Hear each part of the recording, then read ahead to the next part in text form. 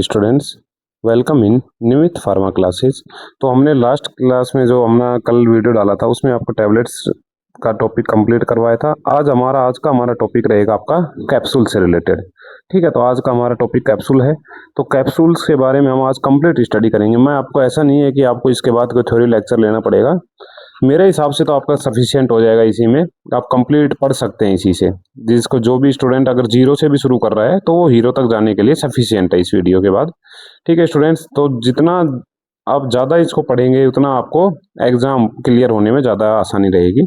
तो आपको पढ़ना है। जिन स्टूडेंट्स की अच्छी से तैयारी हो रखी है तो वो स्टूडेंट्स भी इन वीडियो को देख के अपने क्विक रिवीजन का टाइप का कर सकते हैं। अगर आपका 20 मिनट में एक टॉपिक क्लियर होता है तो मेरे हिसाब से उसमें कोई आपको परेशानी नहीं होनी चाहिए। तो आज का अपना टॉपिक है कैप्सूल।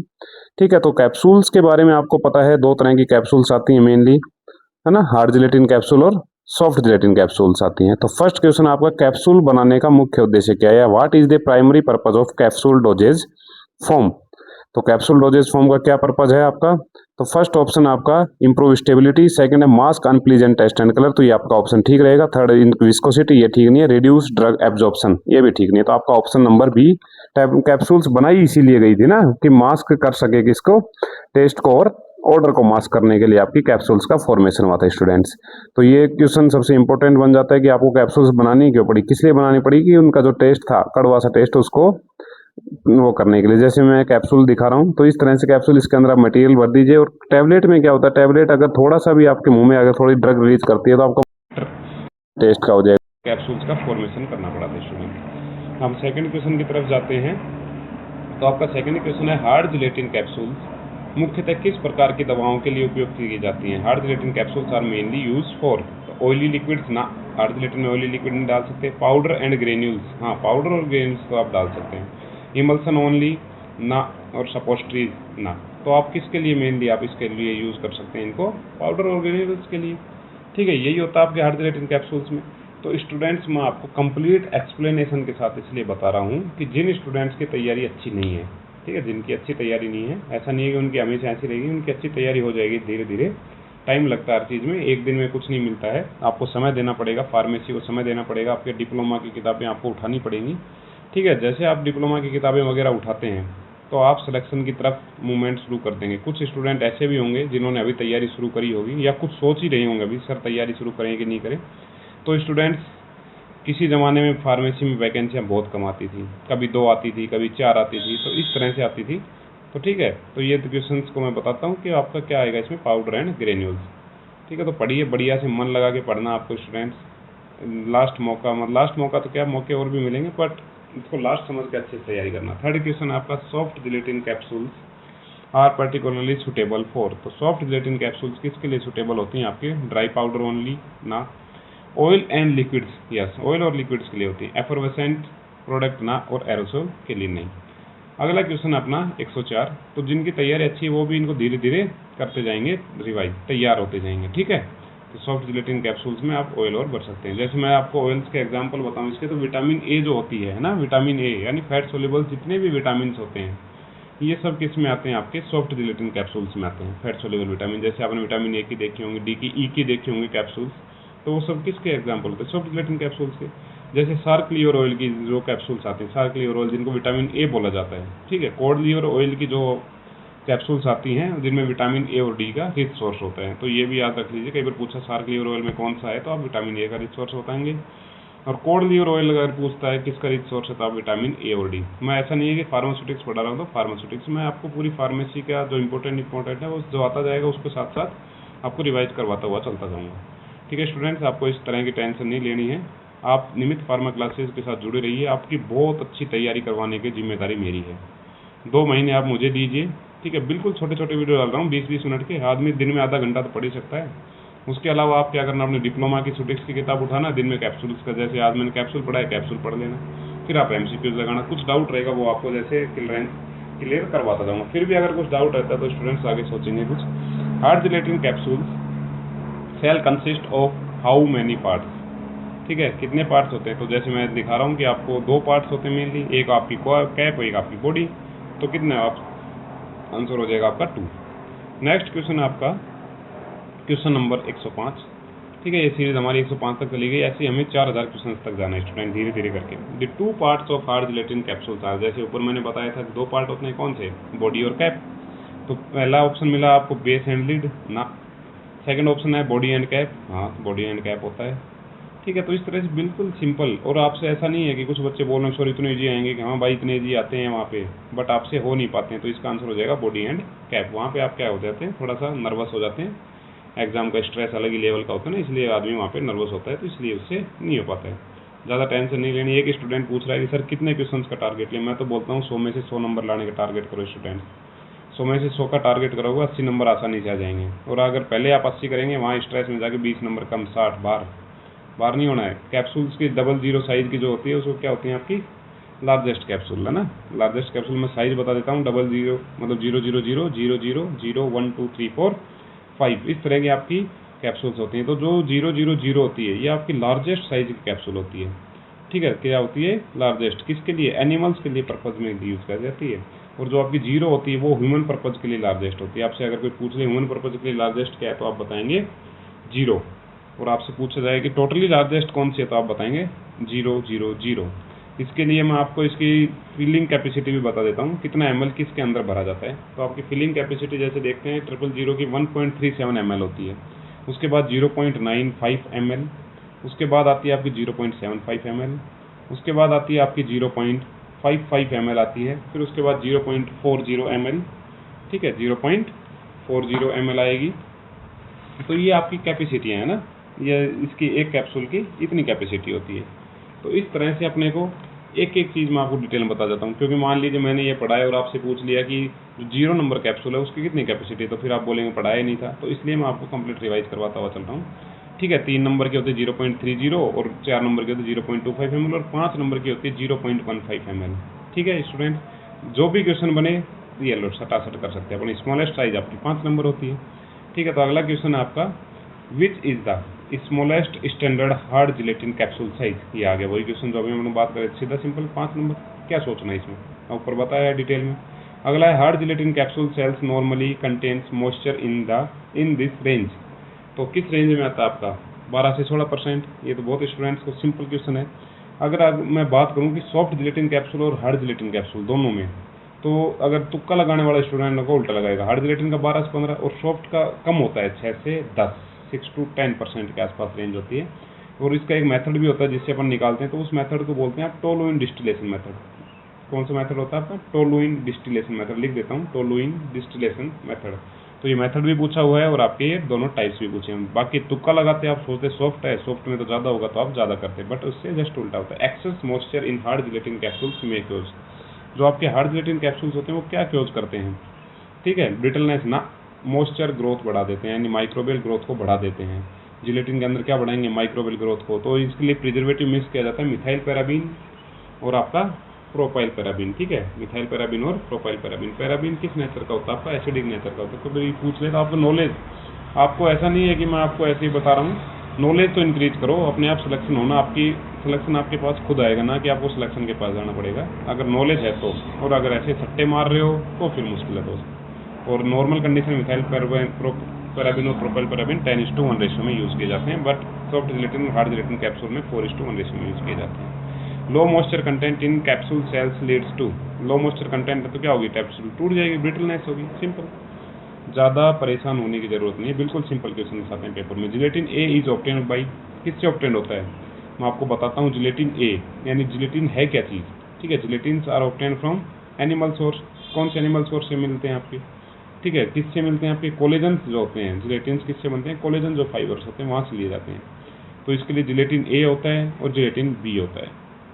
तो मैं आपको अब कंप्लीट इसका बता देता हूँ। इसमें से बहुत क्वेश्चन बनता है, मेनली कैप्सूल्स वाले में तो जिलेटिन से बहुत क्वेश्चन आते हैं, ठीक है। तो जिलेटिन जैसे मैं बताता हूँ आपको, नोट कर लेना अगर नोट करते हैं, और अगर समझते हैं तो समझ लेना, ठीक है। तो जिलेटिन जैसे ए है, एक आपका बी है। तो जिलेटिन ए आपके स्किन से ऑब्टेन होता है, ठीक है। और जिलेटिन बी आपका किससे होता है, बोन से। जिलेटिन बी कहाँ से ऑब्टेन किया जाता है आपका, बोन से। स्किन और बोन हो गया, ठीक है।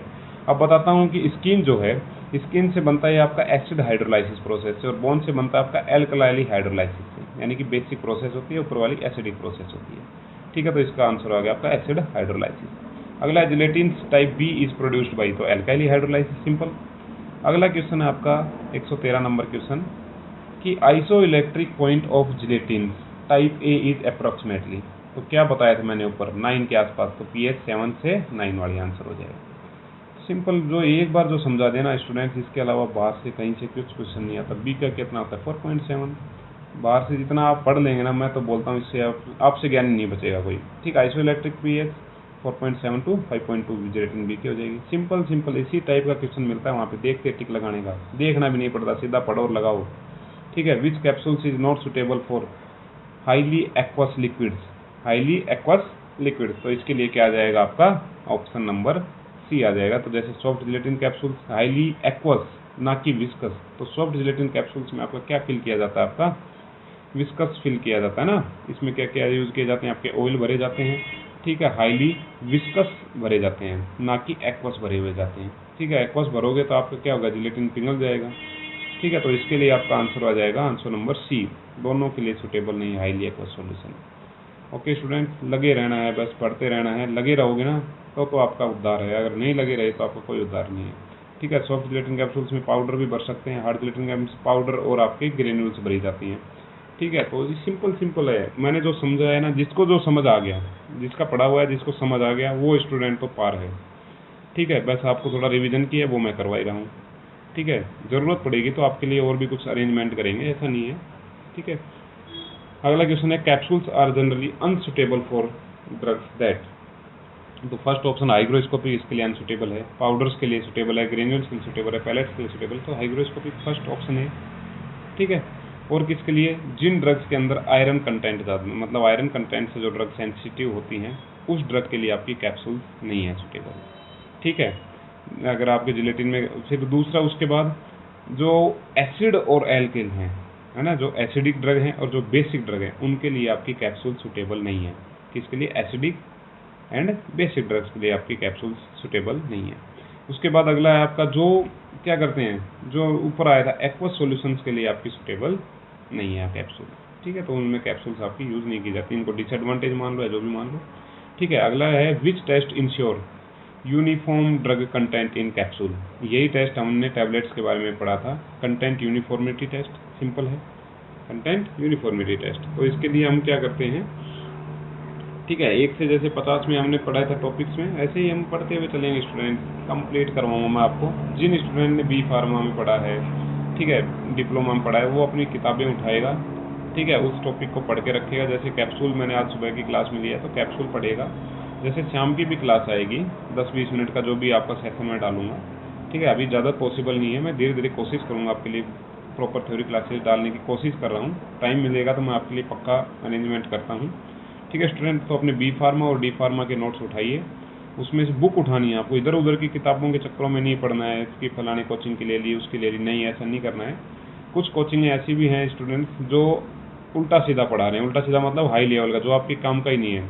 ठीक है, आप बाद में सोचेंगे यार पेपर तो कुछ आया था, और जैसे इसका आंसर हो जाएगा content of unit uniformity test, disintegration test capsules के लिए लगता है। ठीक है, लीक टेस्ट किसके लिए लगता है, सॉफ्ट जिलेटिन कैप्सूल्स के लिए स्टूडेंट। डिसोल्यूशन टेस्ट भी लगता है, डिसोल्यूशन टाइम आप मुझे बताएंगे। ठीक है, ओके स्टूडेंट, तो आप मुझे एक और जब आपका आएगा तो इसमें हार्ड जिलेटिन और सॉफ्ट जिलेटिन का डिसइंटीग्रेशन टाइम मुझे कमेंट सेक्शन में आप जरूर डाल के देंगे। अगला क्वेश्चन था disintegration time of the most capsules formulation should be generally not exist, तो किससे, 30 मिनट, सिंपल, ये आ गया एक क्वेश्चन। तो बट फिर भी मुझे आप कमेंट सेक्शन में बताएंगे सॉफ्ट जिलेटिन कैप्सूल्स का डिसइंटीग्रेशन टाइम और हार्ड जिलेटिन कैप्सूल्स का डिसइंटीग्रेशन टाइम, मैं कमेंट बॉक्स में देखूंगा, शाम की क्लास से पहले आप मुझे डाल देना।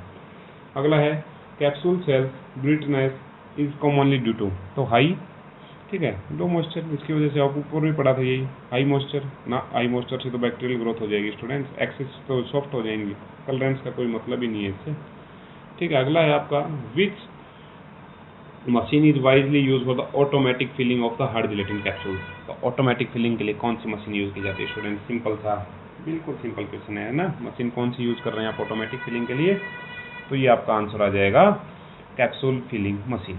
ठीक है स्टूडेंट्स, कौन सी, कैप्सूल फिलिंग मशीन यूज की जाती है। फ्लूइडाइज बेड ड्रायर किसके लिए बताया था मैंने, ग्रेन्यूल्स फॉर्मेशन के टाइम पे उनको ड्राई करने के लिए यूज किए जाते हैं। Tablet press machine, tablet punching machine थी जो, ठीक है, तो इसके लिए आंसर हो जाएगा आपका capsule filling machine. Option number B आपका ठीक रहेगा। अगला है आपका question number 121, rotatory die press is use for manufacturing. तो रोटेटरी डाई प्रेस किसकी मैन्युफैक्चरिंग में यूज़ की जाती है आपकी? तो ये आपकी यूज़ की जाती है, ठीक है, 5 मिनट आपको पढ़ना है अच्छे से, ठीक है, 5-7 मिनट पढ़िए, बढ़िया तरीके से पढ़िए, जो भी जितना भी पढ़ना है 5 मिनट दिन में पढ़ रहा है तो अच्छे से पढ़ना है। और ये नहीं कि आप 20 घंटे लाइब्रेरी में बैठे हो कुछ नहीं कर रहे हो, ऐसा नहीं करना। स्टूडेंट अच्छे से पढ़ना है, मन लगा कि कोई भी डाउट आता है आप कमेंट सेक्शन में पूछ सकते हैं, ठीक है, ये आपको पढ़ना है। अब मैं आपको सॉफ्ट जिलेटिन कैप्सूल्स बताता हूँ। रोटेटरी प्रेस मशीन होती कैसी है रोटेटरी टाइप, तो जैसे एक बीच में बनाया मैंने ऊपर, ये इसमें फीड डाल दिया जाता है जो भी आपको बनाना है। साइड में मैंने बनाया ये, इसमें क्या डाला जाता है आपका, जो आपका जिलेटिन होता है, ठीक है। नीचे ये मैं बना रहा हूँ स्प्रेडर बॉक्स, ठीक है, ये स्प्रेड करने का काम करता है। ऐसे ही दूसरी तरफ आपका स्प्रेडर बॉक्स वाला होता है जिसमें जिलेटिन भरा हुआ होता है। फ्रेंड्स, ये सॉफ्ट जिलेटिन जो कैप्सूल मैं आपको बता रहा हूँ, इसी में से बहुत सारे क्वेश्चन बनते हैं, है ना, बिल्कुल ईजी होते हैं। अगर पता है तो आपके लिए ठीक है, वरना आप तुक्का मारोगे तो फिर 1/4 होने का। अगर एम्स में है तो 1/3, एमसीआर में तो 1/3, सीआईएसएफ में तो नो नेगेटिव मार्किंग करा उन्होंने। तो इसलिए आपको अच्छे से तैयारी करनी है। स्टूडेंट, आपका साथ मैं दूंगा, आप मेरा साथ दीजिए बस, ठीक है। मुझे ऐसा कुछ नहीं चाहिए आपसे, क्योंकि मैं तो खुद लगा हुआ हूँ, तो मुझे ऐसा कुछ नहीं चाहिए कि मैं आपका कंपटीटर हूँ या कुछ भी है। बट स्टूडेंट, कुछ रीज़न है जिसकी वजह से मैं दोबारा से क्या, मैंने टीचिंग स्टार्ट की दोबारा से। पहले मैं ऑफलाइन क्लासेस देता था, फिर मैंने 2-3 साल बीच में बंद कर दी ऑफलाइन। ऑनलाइन तो शुरू ही नहीं की थी, ऑनलाइन अभी मैंने पिछले 3-4 दिन से शुरू करी है। वो भी कुछ रीज़न था, ठीक है स्टूडेंट, तो उसमें बाद में रीज़न बताऊँगा जब आप लोग सेलेक्ट हो जाओगे। उसके बाद जब मिलने आओगे, कभी इंटरव्यू लेंगे अपन, तब उस टाइम बताऊँगा, ठीक है। अभी ये देखिए, जैसे जिलेटिन के 2 बॉक्स हैं, इसका टेम्परेचर पूछा जाता है। इसका टेम्परेचर होता है आपका 60 डिग्री सेल्सियस, या कि जिलेटिन आपका क्या रहेगा, ठीक है, जिलेटिन आपका एक लिक्विड फॉर्म में रहेगा। जब फीड होती है, फीड में आप क्या भर सकते हैं, सॉफ्ट जिलेटिन कैप्सूल्स में ऑयल भर सकते हैं, दूसरा आप पाउडर भर सकते हैं, या आप विस्कस जो सॉल्यूशन था अपना उसको फिल कर सकते हैं। अब इसमें से जैसे जिलेटिन आपका नीचे है, जो ये नीचे बॉक्स जो ड्रम जैसा लग रहा है, ये इसमें क्या होता है आपका ठंडा पानी डाला जाता है जिससे कूल रहता है। जैसे ही ऊपर से आपका 60 डिग्री सेल्सियस का जिलेटिन नीचे आएगा, इसका टेम्परेचर लगभग 15 से 20 डिग्री के आसपास होता है, तो वो जम जाता है इसके ऊपर जमेगा, तो इसको उखाड़ के आपको आगे की तरफ भेजा जाएगा। एक जिलेटिन की पतली सी फिल्म बन जाती है, आपने देखा होगा जैसे विटामिन ई के कैप्सूल देखते हैं, पतली फिल्म। इसके ऊपर आपके ऑयल की स्प्रे करते रहते हैं हम, क्या करते रहते हैं, इसके ऊपर ऑयल की स्प्रे करते रहते हैं। ये स्प्रे से क्या रहेगी, स्मूथ रहेगी आपकी आगे की फिल्म, स्मूथ रहेगी। दोनों तरफ से सेम प्रोसेस चलती रहती है। ऊपर से फीड आता है, जो बीच वाली मैं आपको दिखा रहा हूँ, यहाँ से आपका फीड आएगा, और फीड इसके अंदर जो पाउडर या ऑयल जो भी आप फीड कर रहे हैं वो इसके अंदर फीड होगा, और नीचे की तरफ से आपकी कैप्सूल गिरते जाएंगे। अब यहाँ से इसमें से बहुत क्वेश्चन बनते हैं। नीचे आपकी कन्वेयर बेल्ट चलती रहती है, कन्वेयर बेल्ट के ऊपर आपका नेफ्थलीन का वॉश करा जाता है, जिससे जो भी इसके ऊपर जो ऑयल हमने स्प्रे किया था वो रिमूव हो जाए, ठीक है। नेफ्थलीन वॉश के बाद गीला हो जाएगा, तो उसके लिए वैक्यूम ड्रायर या IR ड्रायर से उनको ड्राई किया जाता है कैप्सूल्स को, ठीक है। अब इसमें से मैं आपको क्वेश्चन बताऊँ कहाँ का बनता है। पहला क्वेश्चन बनता है आपका 60 डिग्री सेल्सियस वाला, दूसरा क्वेश्चन बनता है कूलिंग वाला, ठीक है। थर्ड क्वेश्चन बनता है ऑयल स्प्रे, ऑयल की स्प्रे की जाती है। फोर्थ क्वेश्चन आपका क्या बनता है, तो ये जो ड्रम घूम रहा है ना, जो फोर्थ क्वेश्चन है, ये जो ड्रम घूम रहा है ये क्या काम करता है, तो ये आपकी कैप्सूल्स को बनाने का काम करता है, यानी कि इसको रिबन को काटता है, जो आपके जिलेटिन का रिबन इसको काटने का काम करता है। तो फोर्थ क्वेश्चन यहाँ से बनता है, रिबन को काटने का काम करता है, ठीक है। मैं लिख देता हूँ रिबन को कौन कौन से, एक तो आपका मैकेनिकल फोर्स से रिबन कटता है आपका, यानी कि दोनों ड्रम आपको उसको खींचेंगे रिबन को। दूसरा टेम्परेचर यहाँ का होता है लगभग 40 डिग्री सेल्सियस के आसपास, 37 to 40 डिग्री सेल्सियस होता है, ठीक है। तो इस तरह से ये क्वेश्चन बन गया। ये पूछा हुआ है 37, ये मतलब 40 डिग्री वाला क्वेश्चन पूछा हुआ है, मैकेनिकल फोर्स सील का। तो सील की जो थिकनेस होती है उसका भी क्वेश्चन आ रहा है, वो मैं आपको आगे बताता हूँ। सील थिकनेस का भी क्वेश्चन आपके लिए आया हुआ है, ठीक है। 4 नंबर क्वेश्चन। 5 नंबर क्वेश्चन बनता है आपको नेफ्थलीन वॉश, और एक छठा क्वेश्चन भी अगर आप देखें तो वो किससे ड्राई किया जाता है, वैक्यूम ड्रायर या IR ड्रायर से उनको ड्राई किया जाता है। अब सील थिकनेस के बारे में बताता हूँ मैं। सील थिकनेस होती है आपकी 1/2 to 2/3 ऑफ जिलेटिन रिबन। जो रिबन था ना आपका जिलेटिन का, इसके रिबन की 1/2 है 2/3, इसलिए इसका टेस्ट भी लगाया जाता है। कौन सा, सील टेस्ट लगा के देखा जाता है ना, बीच के देखा जाता है कहीं लीक तो नहीं हो रहा आपका। लीक हो रहा होगा तो आपकी कैप्सूल्स ठीक से वर्क नहीं करेंगी। ओके स्टूडेंट, अगला क्वेश्चन है आपका 122 number question, inventor associate with rotatory die press. तो ये किसने बनाया था, ऑप्शन नंबर ए ने बनाया था ये आपका, ठीक है। तो याद कर लेना इस नाम को, बोलना नहीं है, पूछ भी सकता है ना, ऐसा नहीं कि पूछेगा, पूछ भी सकता है। ये 50 में से अगर कैप्सूल का क्वेश्चन आया तो 50 में से ही ये क्वेश्चन आएगा। The most commonly use plasticizer in the soft gelatin capsule, क्या, ग्लिसरीन। यही ग्लिसरीन मैंने आपको फिल्म कोटिंग में भी बताया था ना, फिल्म कोटिंग में बताया था, ग्लिसरीन, प्रोपाइलिन ग्लाइकोल, अगला है the another widely use for the plasticizer in software capsule, तो पॉलीथाइलिन ग्लाइकोल वही आ गया, सॉर्बिटॉल प्रोपाइलिन ग्लाइकोल यही होते हैं। तो मैग्नीशियम स्टीरेट आपका क्या बताया था मैंने, एज ए लुब्रिकेंट। लैक्टोलोज आपका क्या बताया था, डाइल्यूएंट। तो इस तरह से मैंने आपको कंप्लीट बताया हुआ स्टूडेंट। 125 नंबर क्वेश्चन है, plasticizers are added to soft gelatin capsules to. तो प्लास्टिसाइजर्स जो है वो इंक्रीज हार्डनेस ना, इंक्रीज फ्लेक्सिबिलिटी या इंप्रूव कलर और ये डेंसिटी ना, तो इंक्रीज फ्लेक्सिबिलिटी इसका आंसर हो जाएगा। ओके स्टूडेंट, 25 एमसीक्यूज की ये सीरीज थी। किसको कितना अच्छा लगा कमेंट सेक्शन में बताएंगे। अगर आप कोई सजेशन देना चाहते हैं कि सर क्वेश्चंस बढ़ाइए, ठीक है, जो भी आप सजेशन है आपके, आप कमेंट बॉक्स में डालिए, मैं उस पर जरूर एक्शन लूंगा। ठीक है, जितना मेरे से टाइम बन रहा है। और जो स्टूडेंट हीरो हैं और उनको जीरो बनना है, यानी ओवर कॉन्फिडेंस के जो स्टूडेंट शिकार हैं, ठीक है, उनके चक्करों में आपको नहीं आना है। और जो अभी हीरो हैं, वो हीरो को और ज़्यादा अगर हीरो बनना है तो नियमित फार्मा क्लासेस के साथ आप जुड़े रहिए। और जो जीरो से हीरो बनना चाहते हैं वो तो नियमित फार्मा क्लासेस के साथ जुड़े हुए ही हैं और भी जुड़ेंगे जो स्टूडेंट्स अभी हैं। तो स्टूडेंट्स आपको लगे रहना, आपको डिसाइड करना है हीरो से जीरो जाना है या जीरो से हीरो जाना है। आप बीच में खड़े हैं, किधर आपको जाना है। हीरो आप उस दिन बनेंगे जिस दिन आप गवर्नमेंट जॉब पालेंगे। ओके, और तो स्टूडेंट लगे रहना है, आपको नियमित फार्मा क्लासेज आपका हमेशा आपका साथ देंगे। ठीक है, मैं एक कम्युनिटी भी बना रहा हूँ व्हाट्सएप पे, उसमें आपको जोड़ दूंगा, जिससे आपको जो ये नोट्स होंगे, जैसे मैं पीडीएफ जो बनाता हूँ, ठीक है, मेरी मेहनत तो इसके पीछे लगती है स्टूडेंट। ठीक है, एक क्लास आप जो 20 मिनट की क्लास लेने के लिए कम से कम मुझे 1-1.5 घंटा लगाना पड़ता है। ठीक है, जितना भी टाइम मेरा लगता है कोई दिक्कत नहीं है उसके लिए। बट स्टूडेंट कुछ रीज़न की वजह से मैंने ऑनलाइन क्लासेस शुरू करी हैं। रीज़न मैं जब आप सक्सेस होंगे उस टाइम में बताऊंगा। ठीक है, किसी ने कुछ कहा था मुझे, जो ये अभी चला था मामला पीछे टीचर्स पे, तो हम ऐसे बैठे थे फ्रेंड, तो एक फ्रेंड ने कहा कि ऐसा है टीचर्स तो ऐसा है। मैंने कहा टीचर्स ऐसे नहीं है, टीचर्स के बारे में कुछ नहीं कहना है, क्योंकि मैं पहले भी 2-3 साल ऑफलाइन क्लासेज लेता था। ठीक है, तो मुझे पता है टीचर्स आपका भविष्य बनाते हैं। ओके, मिलते हैं अगली में। जय हिंद, जय भारत।